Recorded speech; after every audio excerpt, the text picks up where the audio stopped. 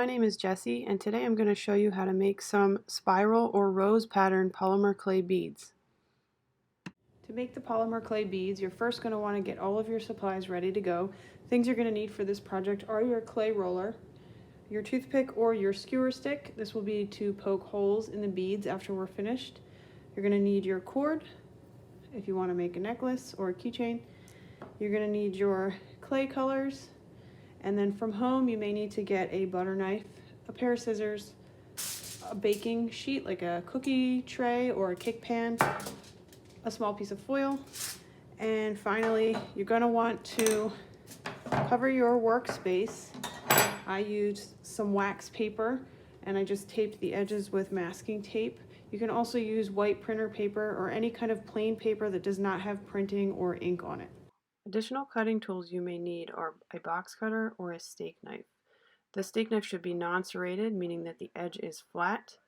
These will make a better cut than a butter knife. However, if children are doing this project, you may want to monitor them and what kind of cutting tool they are using to make sure they are being safe.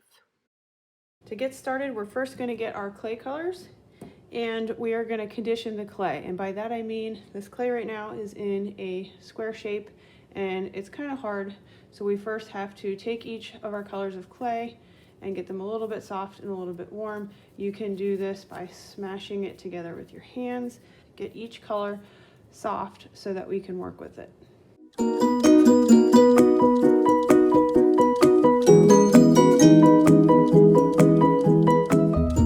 After all of your colors are soft and ready to go, we're going to now roll each of these out into a sheet.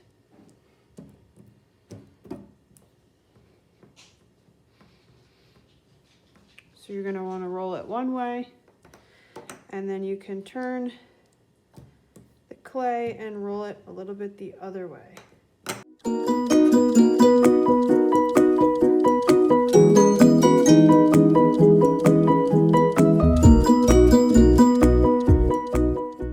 After you have all four colors rolled out, you're now going to choose which order you want these colors to be stacked on top of each other. I have two colors of in the red family. I have a red, a pink, a black, and a white. So I am going to try to make sure I separate these two colors by these so that I can see that I have two different colors here when I make my beads.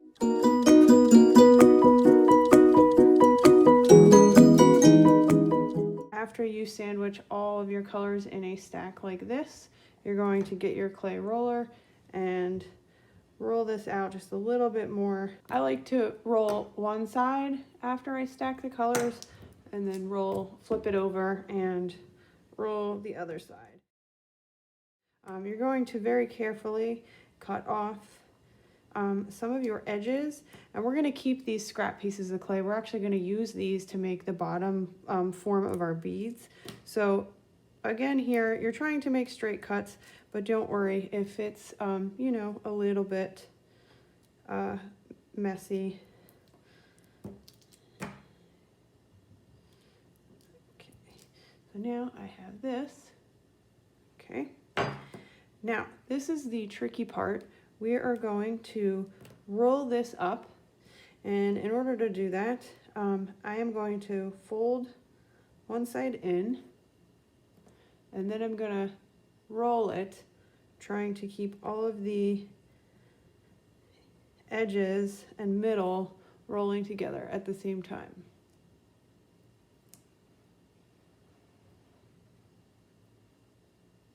Okay, now I'm going to take my rolled up piece and I'm going to start in the center.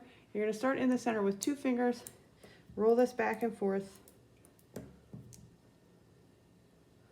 And as you're rolling, you're going to roll and then pull outwards with your hands, and this should keep your roll from getting too uneven. You're just going to keep rolling it until the whole piece is the same width the whole way around. So if you have one edge that's kind of thick like this, you're going to keep rolling that until it's one nice long same shape.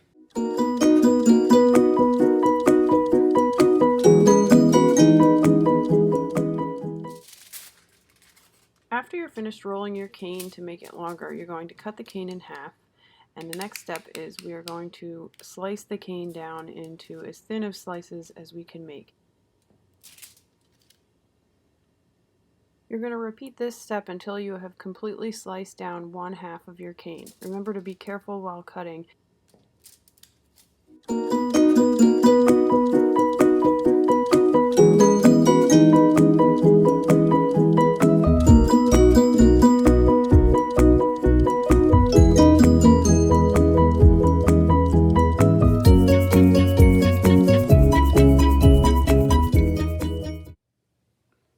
Next, we're going to use our scrap clay pieces to make bead forms. These will become the shape that we put our cane pieces around to create the bead. You should have enough leftover scrap clay to make 3 big beads or a set of smaller beads. This is really personal preference. I chose to make 2 medium-sized beads and 1 slightly larger.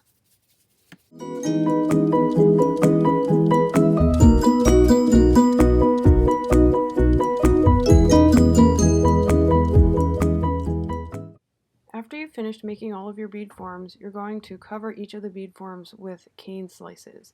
You do this by taking the slices of cane and laying over top of the bead form until the bead form has been completely covered. Don't be afraid to switch the orientation of the cane slices. They don't all have to go the same way.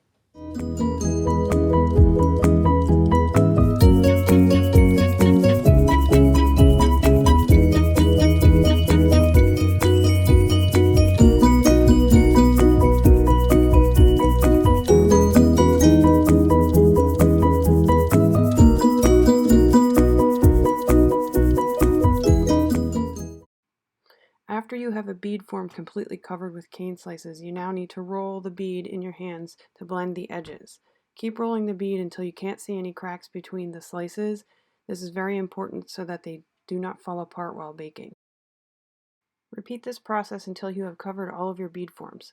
If you run out of cane slices, you can always slice down the second half of the cane that we had reserved at the beginning of the slicing process.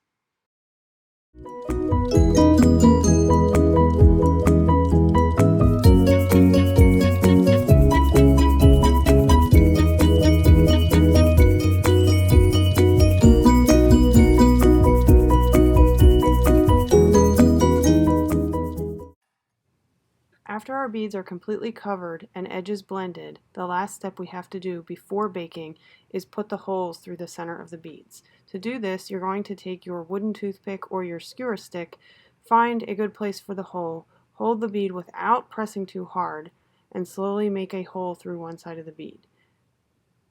After you see the toothpick or the skewer stick coming out one side, I like to then take the toothpick out and turn the bead over and put it through the hole coming from the other side. You're going to repeat this step until all of the beads you made have holes through them. Make sure you don't forget any. Once the beads are baked, you won't be able to easily put a hole in.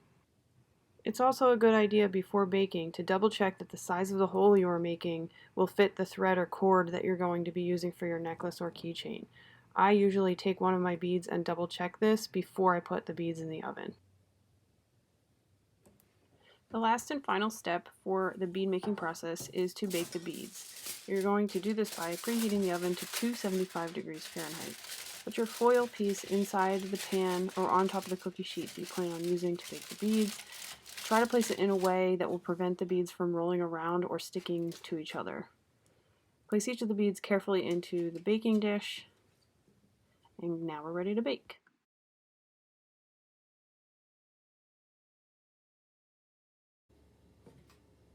After the beads are completely cooled, you're now ready to string them together into a necklace. Find the hemp cord or other string that you're going to use for your necklace, cut it to size using your scissors, and then string each of the beads onto the cord in the order that you would like them to hang. You can finish off the necklace by adding a clasp, or if you don't have a clasp, you can take the ends of the strings, even them out, and tie a simple knot. Now the necklace is all finished and ready to wear or share.